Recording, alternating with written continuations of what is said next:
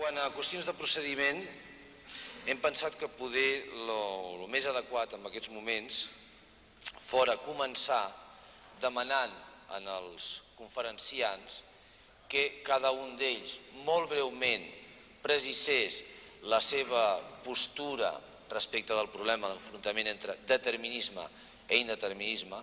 Ara mateix el professor Landsberg suggeria que poder valia la pena apretar la qüestió entorn a la definició de cada una d'aquestes opcions i el que nosaltres voldríem és demanar-los que aquesta definició per part d'ells fos explícitament relacionada amb el que podríem dir poder preocupa a la part no científica de l'audiència.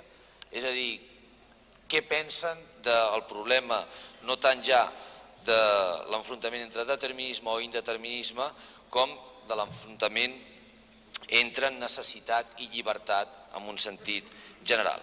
Aleshores, immediatament després d'aquest torn de definicions que demanem, doncs es donaria pas a les 5 intervencions que ja estan demanades i a partir d'aquí obriríem directament el torn de qüestions com en un debat normal dels que ja hem tingut fins ara. Si tothom està d'acord, doncs comencem per aquest ordre. Well, I don't mind starting if you want me to. Well, the question is, where do we stand on the problem of determinism? En quina situació es troba el problema de l'indeterminisme? Jo sóc un home vell i, doncs, tinc una llarga experiència en certs problemes. I la meva experiència em diu que quan la polèmica i la discussió entre dos punts de vista oposats és llarga i agitada, aleshores és que alguna cosa hi ha en cada un d'ells i que la solució consisteix, probablement, en un cert compromís. Crec que tinc un compromís d'aquesta mena per aquest cas. Diguem de fet que tinc un exemple modest de compromís. En primer lloc, crec que el lliure albir i el determinisme no són conceptes connectables directament. Tenim lliure albir. Tothom creu en el seu propi lliure albir. Però no tenim pas la mateixa sensació quan observem una altra persona. Un observador ben informat sobre una altra persona tendeix a veure influències anteriors en el comportament d'aquesta persona que es creu lliure. Es tracta, per tant, d'una primera sensació de relativitat. En segon lloc, voldria donar un sentit al concepte de determinisme.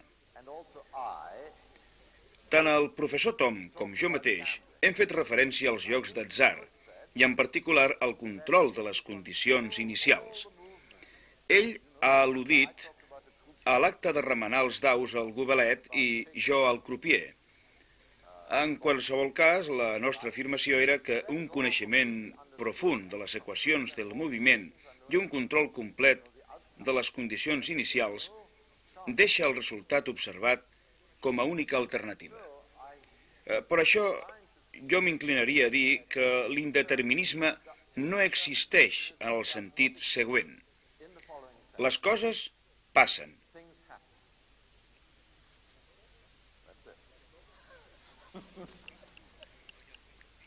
Les coses passen. No hi ha alternativa a això. I ara m'agradaria donar oportunitat als meus companys perquè intervinguessin.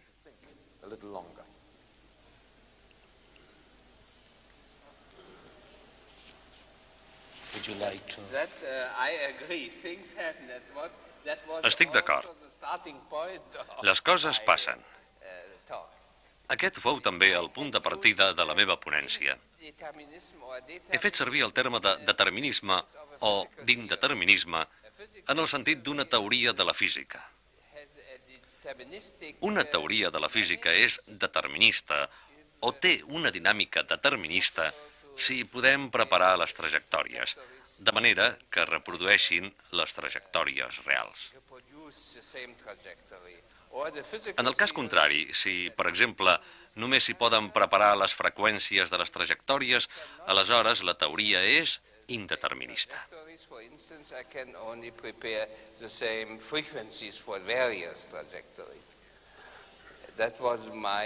Aquesta és la meva definició de teoria determinista o indeterminista. Però tot això només té sentit si, com vos dieu, els fets hi són.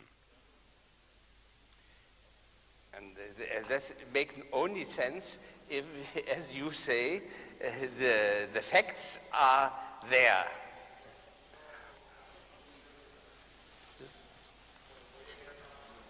Perhaps Professor Tom would like to... Well, I think that among all... Jo m'acostaria al tema de la definició precisa de determinisme d'una altra manera. A un enfocament determinista se li ha d'exigir una unicitat en la solució, encara que sigui una unicitat eventual, que satisfaci certes condicions especials, com continuïtat respecte a les dades inicials. Continuity with respect to initial data or things of this kind. Aquest és, en la meva opinió, un dels problemes fonamentals del determinisme a la ciència. Consideraria el professor Ludwig la bifurcació d'una solució en dues solucions com una fugida del determinisme cap a l'indeterminisme? Passar d'una solució a la possibilitat de dues? Segons la meva manera de veure la qüestió, seríem al davant d'una teoria indeterminista. Indeterminista. La solució no és... Les lleis de la dinàmica no són deterministes. No deterministes. Però passen coses a la vida real. El sistema seguirà un o altre camí i, en qualsevol cas, alguna cosa passa realment. Sí, però davant un sistema com el que ha proposat el professor Thom, és a dir, davant una dinàmica determinista que conté una bifurcació, una catàstrofe o una singularitat d'aquest tipus, la posició del físic és que la teoria ha de fer-se més comprensible per tal de determinar, per exemple, les probabilitats de les diferents alternatives o solucions.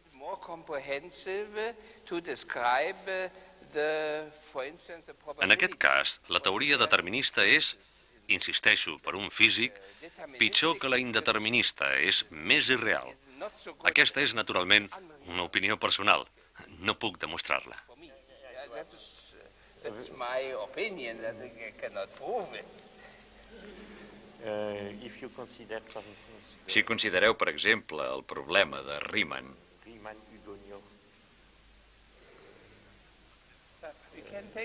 si considerem l'exemple del pèndol físic, fixat pel seu extrem inferior, és clar que hi ha dues trajectòries possibles al voltant de la posició d'equilibri inestable. O bé cau girant cap a la dreta o cap a l'esquerra. Jo diria que en el veïnatge d'un tal punt, el físic ha de canviar de teoria i substituir la mecànica per, potser, una teoria de fluctuacions termodinàmiques, per tal de donar compte de les probabilitats de les diferents experiències. Així penso com a físic, no sóc realista en aquest punt.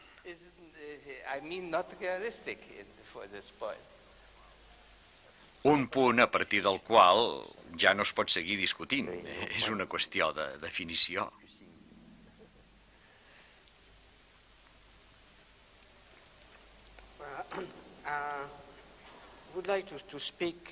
Jo vull intervenir com a astrofísic, és a dir, des d'un camp on no és possible l'experimentació. Nosaltres observem fent ús de diferents tècniques, com diferents poders de resolució en diferents longituds d'ona. I tenim un gran nombre de fets observats per interpretar i comprendre.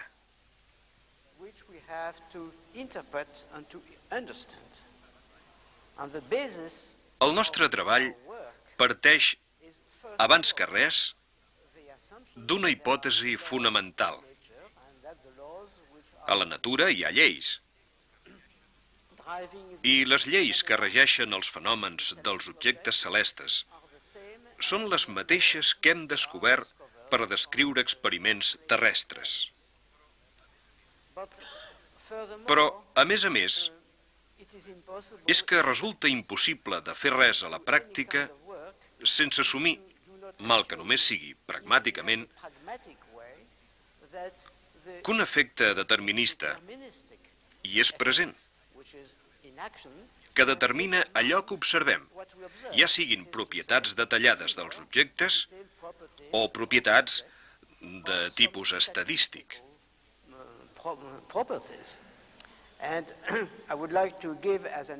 Vull donar un exemple que il·lustra la gran distància que existeix entre situacions purament deterministes i els casos purament accidentals.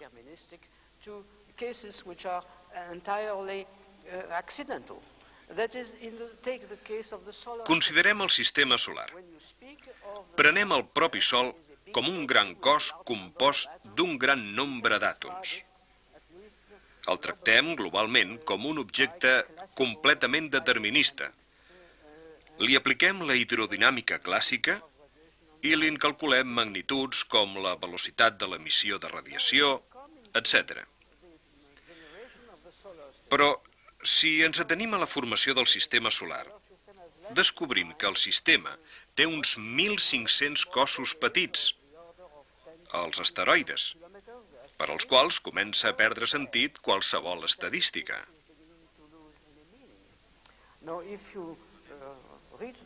Si observem els planetes, resulta que exhibeixen una capritxosa distribució de les distàncies al Sol i de les orientacions dels eixos de rotació.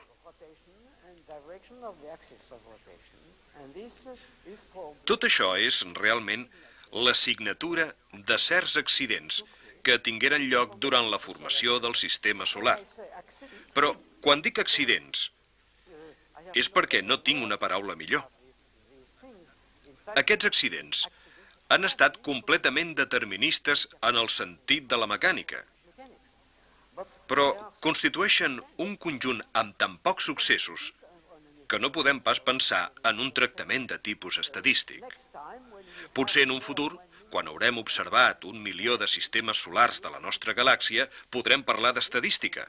Manca més d'un segle per això.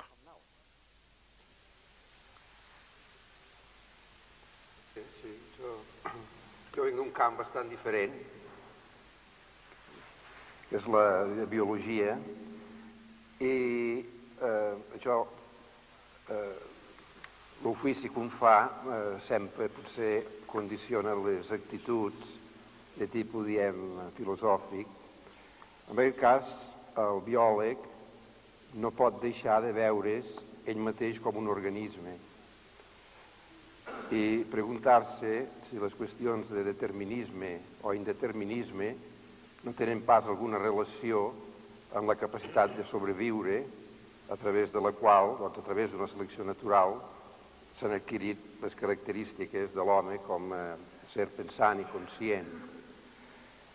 El biòleg també tendeix molt a veure sistemes dintre de sistemes, sistemes petits, tancats dintre un sistema més gran i així successivament. Doncs, dintre d'aquest punt de vista, jo també reconec plenament que l'actitud de la ciència és clarament determinista. Possiblement amb un indeterminisme és molt difícil fer una ciència precisa d'anàlisi. Però de totes maneres, i dintre d'aquest camp de la biologia, un hom veu que ens limitem amb una àrea petita, analitzem aquelles dades, i ens sembla que en un moment donat hi ha un cert indeterminisme, hi ha coses que no podem preveure i ens apareixen. Evidentment la solució és molt senzilla, perquè la solució és buscar un sistema més ampli que ens explica per què no podíem entendre un determinat fet dintre d'un context massa limitat. En aquest cas, doncs, aquest aparent indeterminisme, en certa manera, és una conseqüència de la nostra ignorància. Però, si anem pujant de nivell, sempre ens trobem amb problemes d'aquest tipus. I, esclar, no podem oblidar que nosaltres som sistemes molt petits dintre d'un sistema molt gran i, aleshores, se'ns presenta un problema que és el problema dels límits, diguéssim, d'aquest univers explorable, i sempre si hi ha alguna cosa que queda indeterminada dintre d'aquest univers explorable i que és explicable a fora, però aquest límit és una cosa imprecisa, evidentment. De manera que la idea, potser és una idea que s'apropa a la idea de Popper, de l'univers obert, en el sentit de que el científic actua com a determinista, creu en una determinació, però pels efectes pràctics, precisament per aquest fet que si li escapen els límits a mesura que pretén anar analitzant cada vegada límits més llunyans, potser se'l podria tatxar o potser ell és conscient de que en certs casos practica un indeterminisme. Després hi ha una altra qüestió que em sembla que s'ha confós amb algunes d'aquestes discussions i em referiré a l'esquema de dues columnes que ha presentat el doctor Tom. Aquestes dues columnes, jo mateix les he usat i pel biòleg representen el que em sembla que ha dit en Wagensberg, l'ou i la gallina. En el sentit que moltes vegades tenen una connexió, podríem dir, genètica. El biòleg, que tracta de sistemes complexos, aquests sistemes generalment tenen una evolució que és interrompuda més tard o més d'hora. I aquesta interrupció, aquesta evolució, que pot ser la successió d'un sistema natural des d'un camp abandonat fins a un bosc, o el desenvolupament d'un ou des de l'ou a la gallina, o altres processos que són fàcils d'imaginar, representen una seriació d'estats i amb la seqüència, al començament d'aquests processos, moltes vegades es pot fer una descripció relativament breu. És aquí on els científics en general parlen d'un procés que es pot descriure a vegades amb una funció matemàtica relativament senzilla. Hi ha moltes funcions de creixement, de multiplicació d'individus en una població, això correspon a la primera part, que seria la part que correspondria al model determinista. Però cap al final, quan els elements que poden reaccionar els uns als altres ja han reaccionat, queda poca energia lliure per noves reaccions, hi ha el que en podríem dir una acumulació històrica de confusió i la descripció es fa molt difícil. I és aquí on hi ha el perill, podríem dir des del punt de vista científic, on s'introdueix, i moltes vegades s'introdueix d'una manera de parlar que ve senzillament. Aquí s'ha introduït alguna indeterminació, però és en el sentit de coses que no han pogut conservar un registre precís. Ja prescindim de conservar aquest registre. La cosa apareix amb una confusió extraordinària. Aleshores, em sembla a mi que aquestes dues columnes reflecteixen bastant bé aquestes dues situacions. La segona situació és aquesta, que molta gent parla del caos, d'una situació indeterminada. Aquesta idea jo crec que és perfectament vàlida d'un altre punt de vista, perquè generalment quan hi ha una paradoxa, hi ha una contradicció, en aquest cas diem, entre determinisme i indeterminisme, la discussió es pot allargar indefinidament I el que cal fer és potser una síntesi tractant de buscar un nivell una mica més alt. En aquest cas, potser aquest concepte del pas del que ens veiem molt determinat amb una descripció científica de primera mà, la primera descripció que fem, el desenvolupament d'un organisme, el procés de colonització d'un camp, etc. El passar d'aquí, el passar a aquesta situació tan complicada, per exemple, quan tenim ja l'organisme fet, i aquest organisme, a més, és un organisme que pot rebre percepcions de fora, pot desenvolupar unes característiques individuals, pot ser portador, diguéssim, d'unes característiques culturals que no s'hereden. Aquest petit eix de diferents situacions, jo em pregunto si no el podríem portar una mica més enllà. Si el que en diem determinisme és una abstracció, una simplificació molt humana d'una abstracció que fem al veure processos que cada dia presenciem, abstreure aquests processos, donar-los la forma més senzilla que és intel·ligible per nosaltres. I em pregunto si l'indeterminisme no seria una situació gairebé de desesperació quan tenim aquestes situacions tan complicades en les quals s'ha format un sistema molt complex capaç al seu torn de processar més informació. Potser si penséssim al llarg d'aquest eix, potser guiats per aquestes etapes intermitges de la biologia, potser es podrien aclarir una mica aquests conceptes.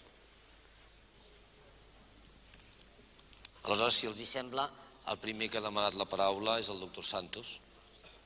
Yo iba a comenzar, trayendo a cuento una cosa que dijo el profesor Wagensberg esta mañana, que era que quizá la profesión influía sobre el que uno fuera determinista o indeterminista. Decía, el matemático parece lógico que sea determinista, el biólogo parece que será indeterminista. Entonces, exagerando un poco, podríamos decir que es que las circunstancias determinan el que uno sea determinista o indeterminista. Bueno, esto era únicamente para apoyar una idea que ya se ha expresado aquí, de que existe una conexión entre el determinismo y la ciencia o la racionalidad. Quizá los científicos del siglo XVIII y XIX estuvieron, por así decirlo, deslumbrados o sorprendidos por el hecho de que la naturaleza pudiera ser descrita en el sentido de poder predecir los hechos futuros, cosa que en la situación previa a la ciencia no se lograba. Entonces, lo que quiero decir es que el determinismo tiene una versión positiva o un aspecto positivo que podríamos llamar predictividad y luego quizá un aspecto negativo que podría ser el fatalismo. La predictividad es lo característico de la ciencia y, por otra parte, es la base de la tecnología, porque nos permite construir aparatos que sabemos cómo van a funcionar después. Sin esto no podría existir la tecnología. Entonces, quizá en la historia de la ciencia o de la física, durante los siglos XVIII y XIX, se fue cada vez hacia un mayor grado de descripción más próxima al determinismo cada vez, por así decirlo. Y esa mayor proximidad al determinismo llevaba a una mayor racionalidad. Y entonces parecía que asintóticamente se debería llegar cada vez a una racionalidad mayor y a un determinismo cada vez mayor en las leyes de la física. Sin embargo, luego hubo una ruptura de esto en el siglo XX y, en cierto modo, quizá en parte por la mecánica cuántica, se considera que el siglo XX es menos racionalista y menos determinista y que se ha redescubierto, por así decirlo, la irracionalidad. Después de este comentario general, ahora quería ya atenerme más bien al determinismo en la física clásica y en la física cuántica, porque hay algunos puntos que quería aclarar. En primer lugar, yo creo que es quizá una extrapolación decir que el mundo, según la mecánica clásica, es determinista. Yo creo que lo que hay que hablar es del determinismo de las descripciones, no del determinismo del mundo. Hay que distinguir lo que es la realidad de lo que es la descripción de esa realidad. Y lo que es determinista es la teoría con la que se describe esa realidad, o lo que puede ser. Entonces, quizá es una extrapolación, como digo, el decir que la mecánica clásica o que la física clásica es determinista, porque ese determinismo solamente se da cuando se tienen dos condiciones que luego en la práctica no ocurren nunca. que es cuando se tiene sistemas suficientemente sencillos y aislados. Pero precisamente la física clásica se aplica a los sistemas macroscópicos, y los sistemas macroscópicos, en cierto modo, por definición, no son nunca sencillos. Y otro problema es que tampoco es tan fácil, o también es una idealización el que los sistemas estén aislados. Entonces, si uno tiene en cuenta la complejidad de los sistemas, siempre hay cosas que no se han tenido en cuenta en la descripción. Y si esa descripción se quiere hacer más completa, entonces habría que introducir unos elementos, vamos a decir, estocásticos, para que tuvieran en cuenta eso que no se ha descrito en la teoría. Entonces, en ese sentido, dada una descripción clásica de un sistema, siempre, si se quiere perfeccionar, habría que introducir unos elementos estocásticos que harían que la descripción pasara de ser determinista a ser indeterminista. Por consiguiente,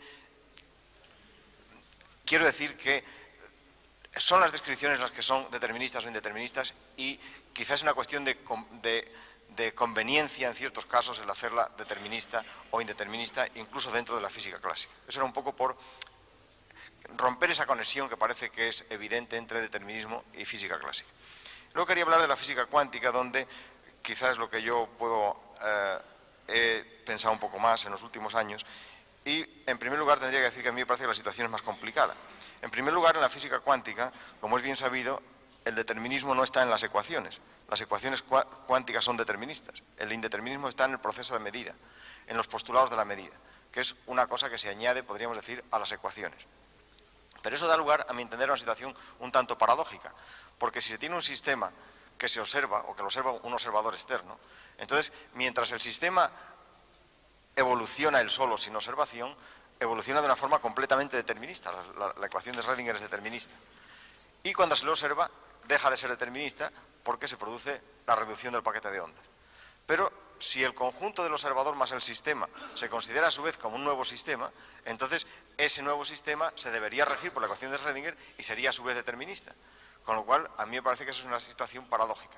Y entonces este es uno de los aspectos en los cuales la mecánica cuántica quizá es extraña. En fin, yo he hablado con muchas personas que opinan quizá lo contrario, y al final uno llega a la conclusión de que tal vez es que la situación no tiene remedio, que hay personas a las que la mecánica cuántica le parece perfectamente razonable y hay otras que no. Quizá es la situación de Einstein y Bohr durante muchos años, que ni uno convenció al otro ni el otro al uno. Bueno, yo personalmente no estoy satisfecho con la mecánica cuántica tal como está, y entonces por eso no me atrevo a pronunciarme en cuanto a si es esencial el indeterminismo que produce la mecánica o que predice la mecánica cuántica, porque para mí la teoría fundamental no existe todavía. Debería haber una teoría que sustituyera a la mecánica cuántica. ¿Cuál es el problema de la mecánica cuántica?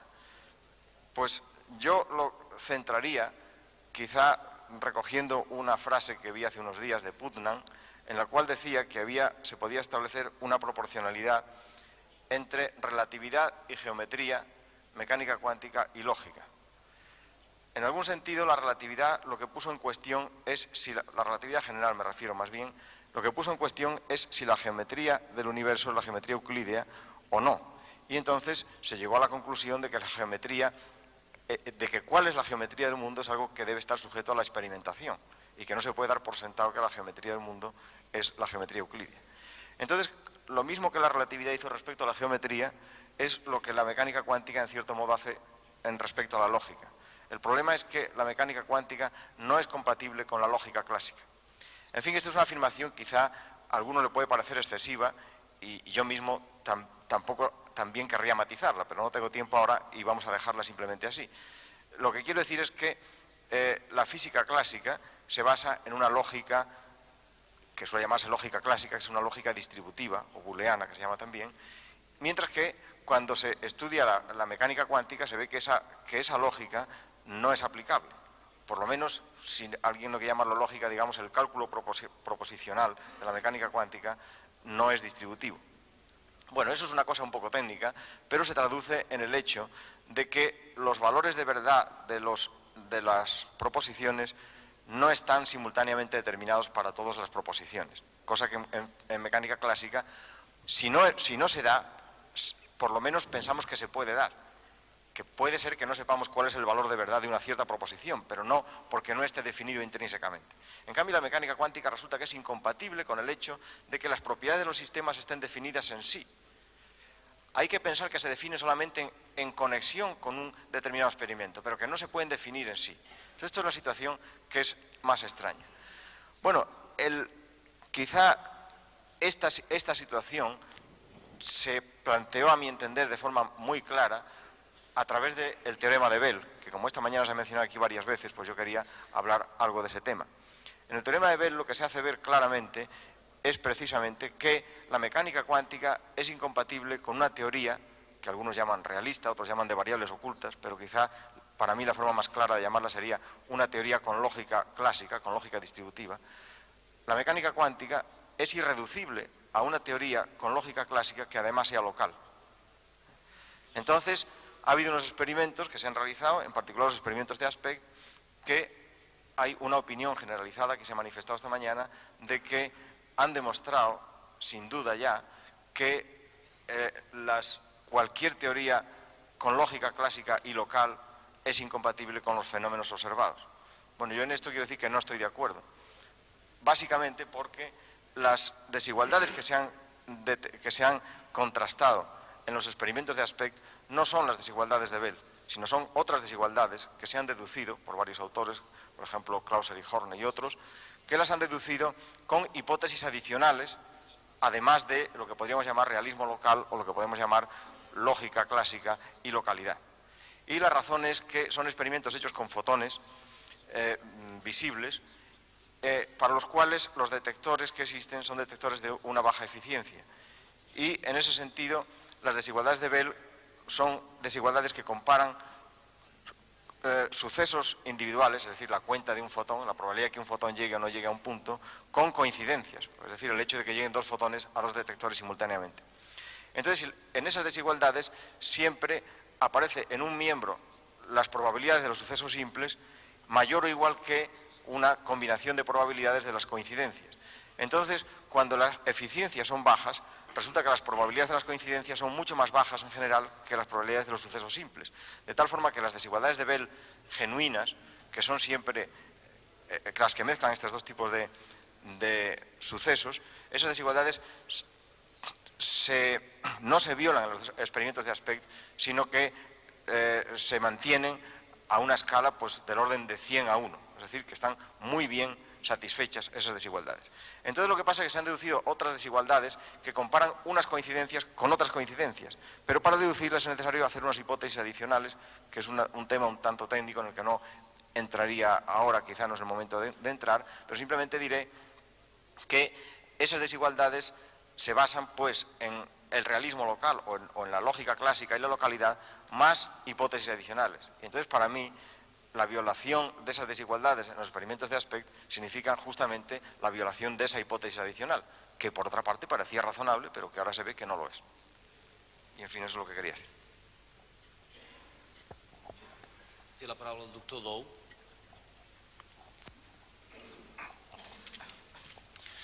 Yo quería hacer una observación, un punto de vista después de haber oído esta mañana los ponentes. Creo que efectivamente la cuestión sobre la pregunta sobre la vigencia del determinismo o indeterminismo en el mundo subatómico es una pregunta con sentido, o sea que esto yo creo que todo el mundo lo ha supuesto.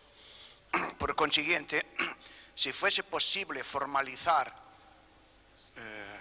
esta física teórica, podemos hablar por lo menos en un sentido ideal de una física teórica formalizada, esta pregunta de determinismo o indeterminismo vendría dada por una fórmula bien hecha. Bien, de lo que se deduce de lo que han dicho esta mañana, me parece a mí que la conclusión sería que esta fórmula bien hecha dentro de este sistema de la física es una fórmula precisamente indecidible en el sistema de Gödel. Fundamentalmente porque creo que se han dado muy buenos argumentos en la situación actual de la física a favor de un indeterminismo profundo, un indeterminismo que afectaría a la naturaleza misma de las partículas subatómicas. Por otra parte, también nos han dicho como siempre es posible que haya un parámetro, unas variables ocultas, lo que sea. Y si uno tiene en cuenta además que sabemos tan enormemente poco, que hay todavía tantas posibilidades en ese mundo subatómico de nuevos descubrimientos, de nuevas elucubraciones, incluso de nuevos objetos, realmente uno llega a la conclusión de que se puede hablar a lo que se inclina actualmente la física actual, que es probablemente quien tiene la más importante palabra en este asunto, pero que una decisión científica probablemente entra dentro de los casos previstos por Gödel de indecidibilidad. Parece que sería una solución. Tiene la palabra el doctor García Doncel. Yo querría hacer alguna indicación sobre el origen histórico del indeterminismo en la física cuántica, porque tal como se ha presentado esta mañana, me ha parecido que en algún momento no se le daba suficiente importancia y en algún otro parecía como si eso dependiera únicamente de preconcepciones de los correspondientes autores del indeterminismo. Y creo que más bien fueron conducidos a él a pesar suyo, al menos varios de los protagonistas. En la física clásica, como nos acaban de indicar, reinaba un determinismo, yo diría, vago, que quizá es herencia de la misma noción aristotélica de ciencia que trata de lo necesario y no de lo contingente. Ese determinismo vago evidentemente se acentúa en el mecanicismo que procede de la elaboración de la mecánica newtoniana. Y es en ese momento que hay que colocar el cuadro de la inteligencia de Laplace, que, resolviendo el problema del aislamiento, con decir que si esa inteligencia fuera capaz de conocer todas las posiciones y velocidades de todas las partículas del universo, aisladísimo, conocería también todo el pasado y todo el futuro. La teoría cuántica clásica de campos, que viene al final del siglo XIX, no discute para nada ese determinismo, ni tampoco la revolución relativista. Pero sí que lo discute la mecánica estadística clásica, llamémoslo así, la obra del mismo Maxwell que ha construido los campos determinísticos, de Maxwell o de Boltzmann, en el cual el indeterminismo aparece exclusivamente como ignorancia del detalle del fenómeno y cálculo global del mismo. Este tema se complica en los momentos previos a la revolución cuántica verdadera. Precisamente lo introduce, yo creo, Einstein en 1916, cuando introduce los coeficientes de absorción y emisión de radiación por un átomo. Él lo introduce en la misma mentalidad de la estadística clásica, de que hay algo de ignorancia, pero hagamos un cálculo estadístico y pongamos ahí unos coeficientes de emisión y absorción. Pero todo el esfuerzo de la mecánica cuántica antigua, que nace del átomo de Bohr, consiste en explicar cuánticamente esos parámetros, que se les ha visto ya desde el principio como probabilísticos. Y se llega a una expresión estadística de los fenómenos cuánticos. Esta visión estadística, Niels Bohr probablemente la exagera. Es famoso su artículo de 1924 de Bohr, Kramer y Slater, en el cual, para resolver un problema que él tenía, la conexión del mundo corpuscular atómico y la radiación ondulatoria, pone una conexión estadística entre ambos, que supone nada menos que considerar todas las leyes de conservación con puro carácter estadístico. Aquí hay, diríamos, una exageración, quizá una salida, una escapatoria para otro dilema, para el dilema onda-corpúsculo, de solventarlo de una manera estadística.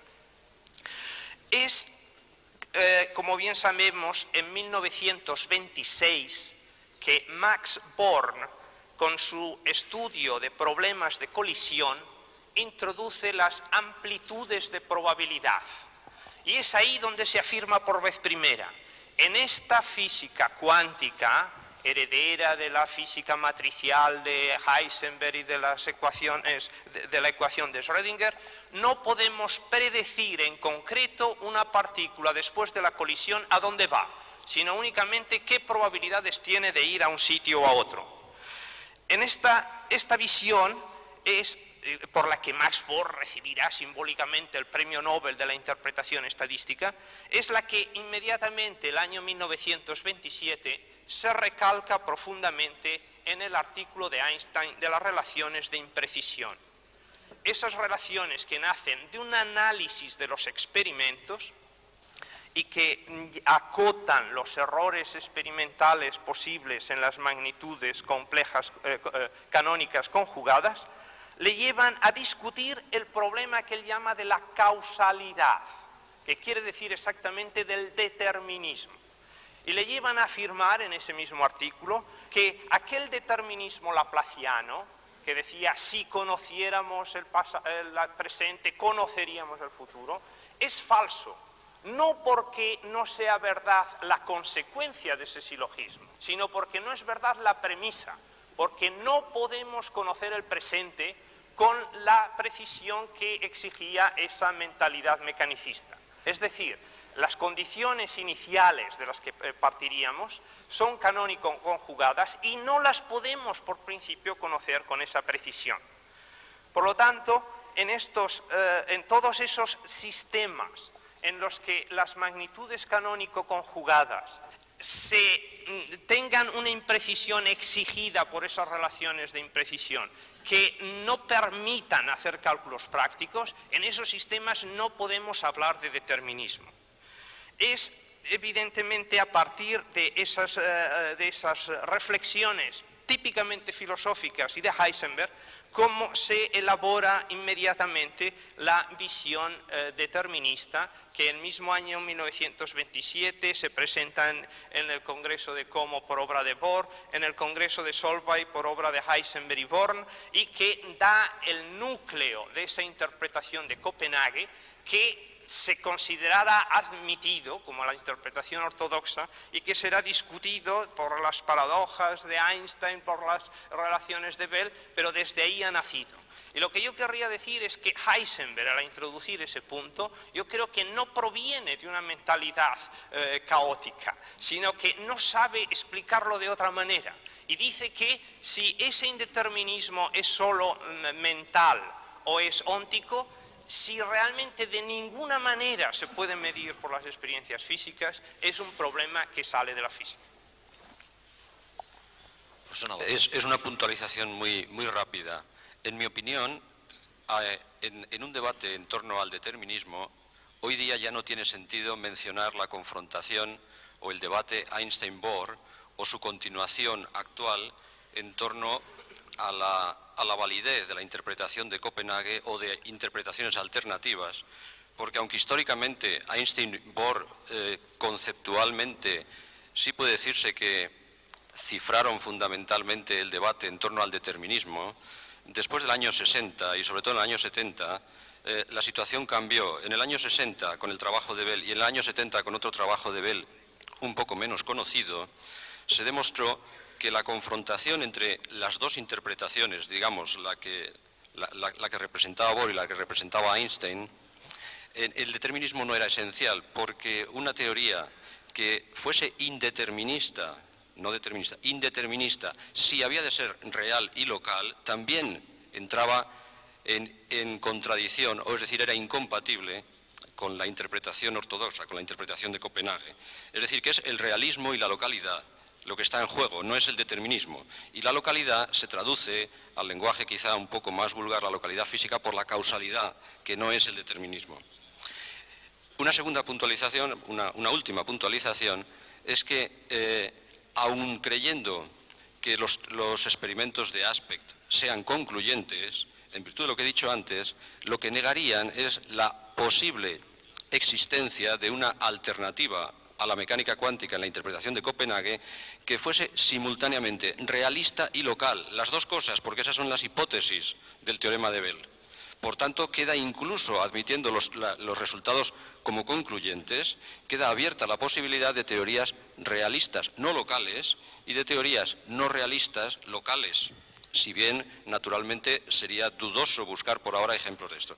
Finalmente, quiero decir que la mecánica cuántica en este debate creo que la deberíamos tomar como teoría vigente, que es lo que es, pues por la única razón que se toman como vigentes las teorías físicas en el curso de la historia, porque no hay otras mejores y porque tienen éxito en todos los sistemas a los que se les aplica.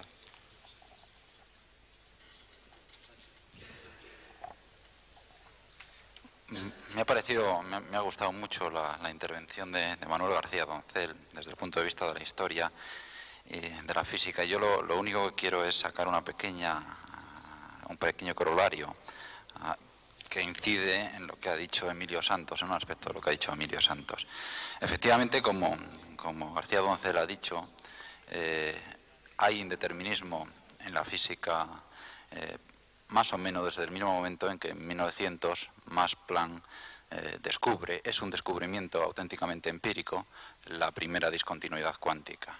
He dicho que es un descubrimiento empírico porque, como nos recordaba, aunque en otro contexto, el profesor Chapman esta mañana, pues Max Planck llega a ese descubrimiento de una manera totalmente inesperada. Para él es a través de una interpretación de la ley de la radiación del cuerpo negro.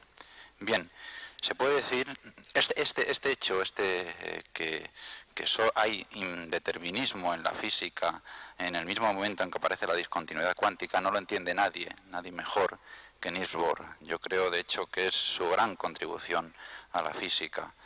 Hace unos meses, ha escrito un libro de un filósofo estadounidense, Falls, en que pues, demuestra de una manera bastante erudita este hecho. Bien, vuelvo a la línea de mi argumentación.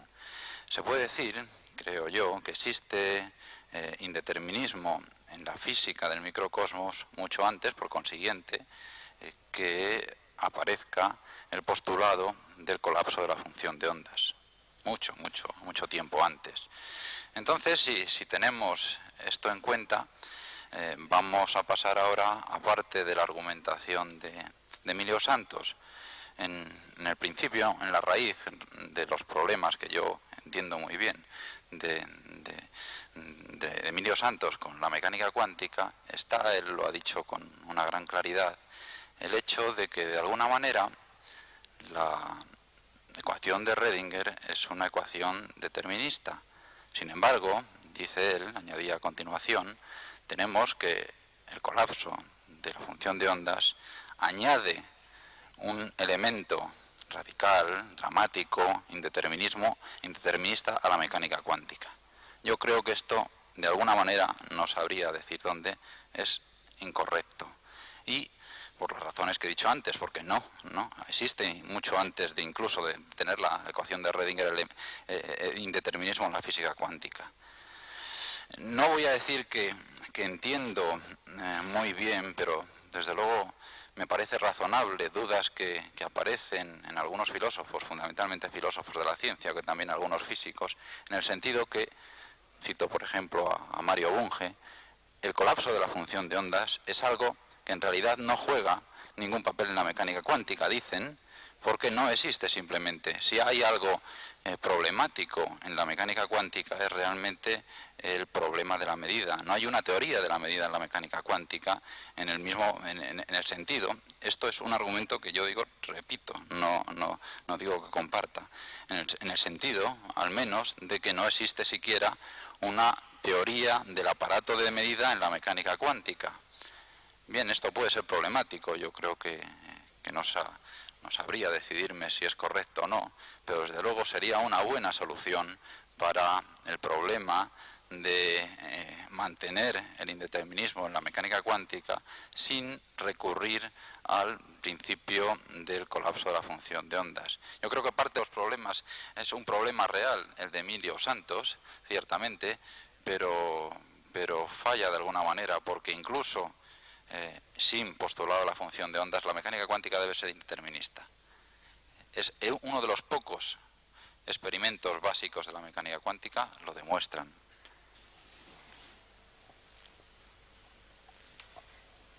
Yo quisiera matizar que se ha dicho aquí varias veces que en matemáticas hay determinismo. Y claro, dentro de un sistema formal dado, y dejando de lado el teorema de Gödel por un momento, dentro de este sistema efectivamente hay un determinismo.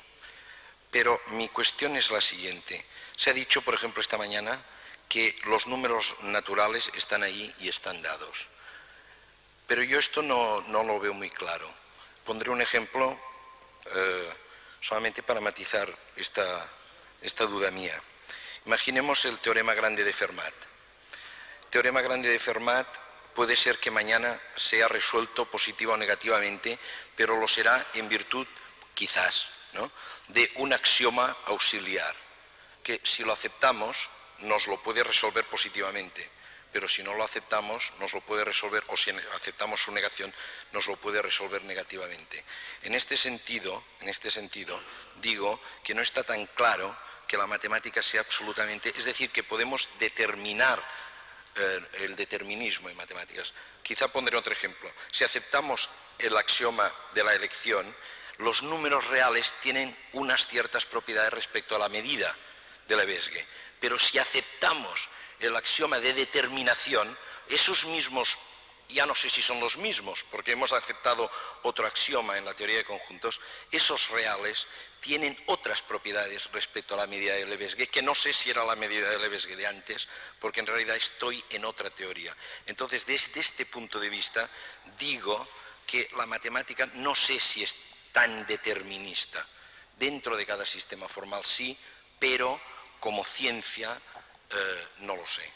Es una duda que yo pongo aquí para el debate, si es que hay debate. Muy brevemente, solamente por alusiones de Josep Pla. Respecto a lo de Gödel, o sea, en primer lugar, cuando yo he hablado esta mañana del determinismo y de Gödel, yo no me refería a lo que yo pensaba, estoy de acuerdo con Pla, yo me refería a lo que pensaba Gödel.